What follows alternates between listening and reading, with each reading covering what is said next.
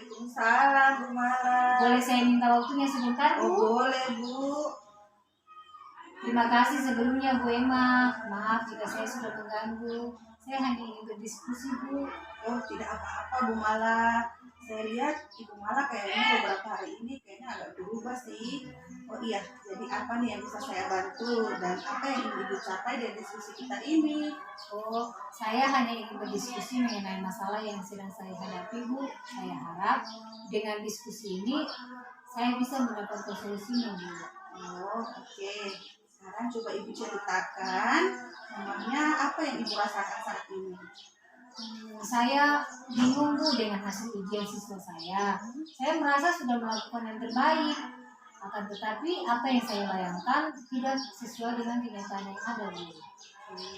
Memangnya apa yang membuat Ibu Mala menjadi bingung? Ada apa memangnya dengan anak-anak Ibu? Saya bingung karena saya sudah melakukan berbagai cara, berbagai metode dalam mengajar. Saya merasa yakin apa yang saya sampaikan bisa dipahami oleh siswa saya. Nyatanya setelah saya memberikan ujian kepada siswa saya, banyak dari mereka yang nilainya tidak memenuhi target. Oh, begitu ya. Nah, selain itu, apa ada lagi yang Ibu Mala rasakan? Jujur, Bu, memang ketika mengajar ada beberapa siswa saya yang terlihat bermain dan asik sendiri. Akan tetapi saya sudah menunggu mereka dan mereka sudah bisa mengikuti pelajaran kembali. Ada beberapa siswa juga yang sulit untuk mencerna apa yang saya ajarkan. Saya sering mencoba beberapa metode kepada mereka yang saya rasa itu bisa membantu mereka. Akan tetapi nilai mereka masih tetap lemah, Bu, dan tidak ada perubahan. Ya, baik, Bu. Memangnya metode apa saja yang sudah Ibu Mala gunakan?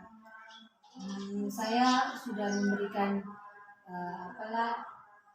beberapa metode, salah satunya menjadikan teman mereka itu sebagai tutor sebaya. Saya pikir dengan begitu mereka bisa memahami. Saya juga mengajak mereka untuk melihat gambar dan membaca materi tentang apa yang saya ajarkan. Begitu ya, Bu. Apakah ini terjadi untuk semua materi ataukah untuk materi tertentu saja, Bu? Iya, ini hanya terjadi untuk materi matematika. Untuk materi sebelumnya dengan mereka sudah bagus. Bagus itu, Bu. Terus untuk materi yang lain, metode apa yang Ibu Mala gunakan? Untuk materi yang lain, biasanya saya mengajak mereka untuk melihat video, membaca bacaan tentang materi itu. Kemudian saya juga menyuruh mereka untuk mendengarkan audio. Saya juga memberikan kesempatan kepada mereka membuat karya sesuai dengan minat mereka seperti menggambar, membuat video, atau merekam suara, atau juga membuat artikel, Bu. Lalu bagaimana siswa Ibu dengan metode yang Ibu gunakan tersebut? Apakah anak-anak Ibu terlihat antusias atau tidak, Bu? Dan apakah dengan itu anak-anak bisa paham dengan materi yang sudah Ibu berikan? Wah, mereka antusias sekali, Bu. Berarti memang saya tidak perlu memaksakan untuk cepat-cepat mengganti metode. Seharusnya saya menggunakan metode itu terlebih dahulu. Kemudian jika memang ada yang tidak mengerti, baru saya mengganti lagi dengan metode yang lain. Oke, Bu. Kalau begitu bisa saya simpulkan, Ibu Mala merasa bingung karena nilai anak-anak Ibu yang tidak memenuhi target. Karena itu Ibu ingin mencoba metode lain, tapi Ibu tidak memperhatikan minat dan bakat dari anak-anak Ibu di kelas. Nah, metode sebelumnya sudah Ibu gunakan, pada dasarnya itu sudah baik dan membuat anak-anak semangat untuk mengikuti pelajaran. Terus ada lagi yang membuat Ibu bingung? Sepertinya seperti itu tidak alami. Nah, kira-kira untuk mengatasi kebingungan Ibu itu, apa yang sebaiknya bisa Ibu lakukan? Sepertinya saya disuruhkan menggunakan metode yang sudah saya gunakan sebelumnya, Bu, karena metode tersebut sebenarnya disukai dan sesuai dengan minat siswa saya, Bu. Saya seharusnya tidak terburu-buru untuk mengganti metode jika memang yang lama bisa saya gunakan untuk materi ini. Nah, dari beberapa hal yang sudah Ibu Mala jelaskan tadi, kira-kira menurut Ibu hal apa yang akan menjadi prioritas Ibu? Pertama-tama yang akan saya lakukan mungkin saya merancang kembali RTP dengan metode yang sebelumnya. Kemudian saya akan mencari media yang sesuai dengan materi metamorfosis Bu. Mungkin saya akan menggunakan video, menggunakan gambar, dan media beragam yang sesuai dengan kondisi siswa di kelas.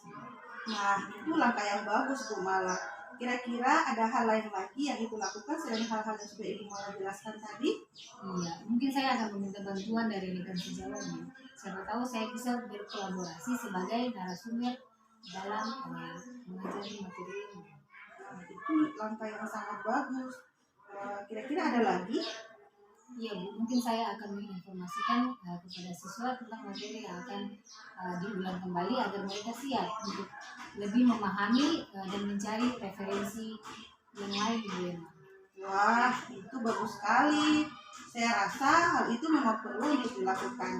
Nah, dari diskusi kita ini, bisa Ibu ceritakan kembali apa yang akan Ibu lakukan?